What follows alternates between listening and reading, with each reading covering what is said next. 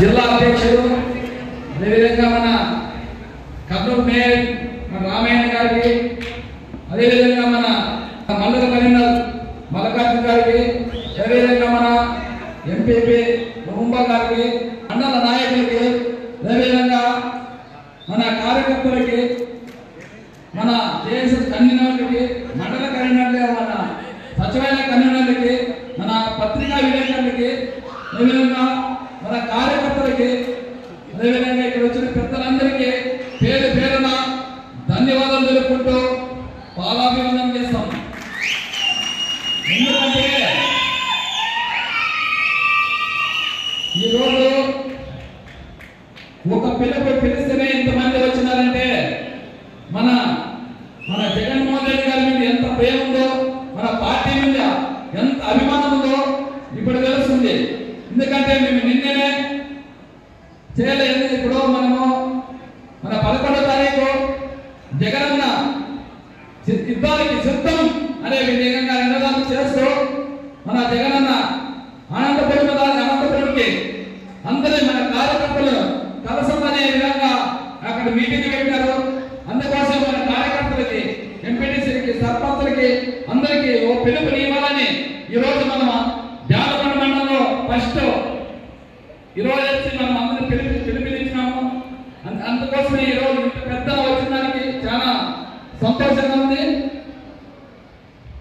నేను మన జగనన్న నాకి మన ఆలయ కాన్ఫరెన్స్ కి సమన్వయకర్తగా ఇచ్చిన తర్వాత మన జాలకొండకి వచ్చింది, మండల మీటింగ్ పెట్టింది ఈరోజు.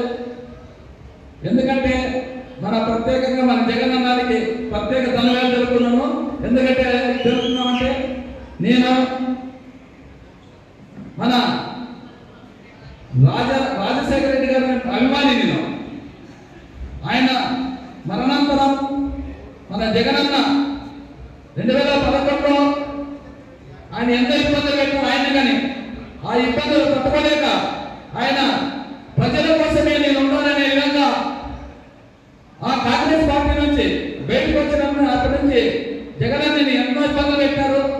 ఆయనని మనందరూ అండగా ఉండాలని ప్రతి ఒక్కరూ ఆయన జగనన్నకి 11 నుంచి అండగా ఉండాలి. ఈ రోజు మళ్ళా 2024 సంవత్సరాలకే అంత దోషుకున్నామనే విధంగా అంత గుంపులుగా వస్తున్నారు. ఆ గుంపులని పటాపంచ చేయాలంటే మన సైన్యమే, మన జగనన్న సైన్యమే ఎదుర్కొనే విధంగా ఉండాలని చెప్తున్నాను. ఎందుకంటే ఈరోజు నేను ఒక రైతు కుటుంబంలో వచ్చినాను. నేను పెద్ద భూస్వామి కాదు, మా తాత భూస్వామి మామూలు సామాన్యం. మా తాత రైతు, మా నాన్న రైతే. ఆ రైతు కుటుంబంలో వచ్చింది కాబట్టి నేను ఒక కార్యకర్తగా వచ్చింది కాబట్టి మన కార్యకర్తలు ఏమో నాకు తెలుసు. నేను ఎన్నేళ్ళు అయినా మీ కార్యకర్తలే ఉంటా. మీ సమస్యలు ఏదైనా మీరు ఎక్కడిగా ఉంటా. మీరు ఏమి అసహ్యం పడకూడలేదు అన్న. ఈ రోజు మన సుధాకర్ అన్న గుండెకొండను మాట్లాడారు, చాలా ఆవేదనతో మాట్లాడారు అన్న. అది అప్పుడు మాట్లాడుతున్నా ఏదన్నా కానీ ఏ ఊళ్ళో ఆ ఊరు కార్యకర్తలే, ఆ ఊరు నాయకులే ఏ సమస్యలు వాళ్ళే తీర్చిదిద్దుకునేలా మీకు ఆ ఊరికే పెద్దలు ఉంటుంది. ఏ సమస్యలు మీరు చూసి మీరందరూ కలిసి వస్తేనే ఏ సమస్యను తీర్చాము. ఏ ఒక్కరు వచ్చినా వాళ్ళ జనంలో నమ్మేసి చాలా వేస్తే వాళ్ళకి పొంగిపోయేది ప్రసక్తి లేదు. ఖచ్చితంగా ఊళ్ళో ఏ సమస్యని అందరూ కలిసి వస్తేనే మేము ఆ సమస్య తీర్చే విధంగా ఎప్పుడైనా అనురాలని పేర్కొన్నాను.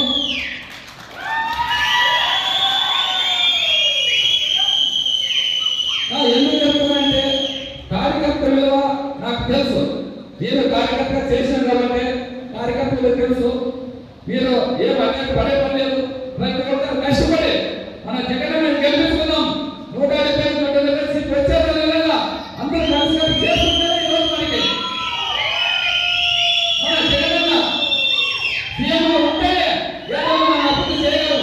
ఎందుకంటే ప్రతి గ్రామంలో ఎప్పుడన్నా ప్రతి గ్రామంలో కానీ నీటి తాగునీటి సమస్య, రోడ్లు, డ్రైనేజ్ సమస్య చెప్తున్నారు. అది మనం తీర్చాలంటే మన జగనన్న ముఖ్యమంత్రి అయితే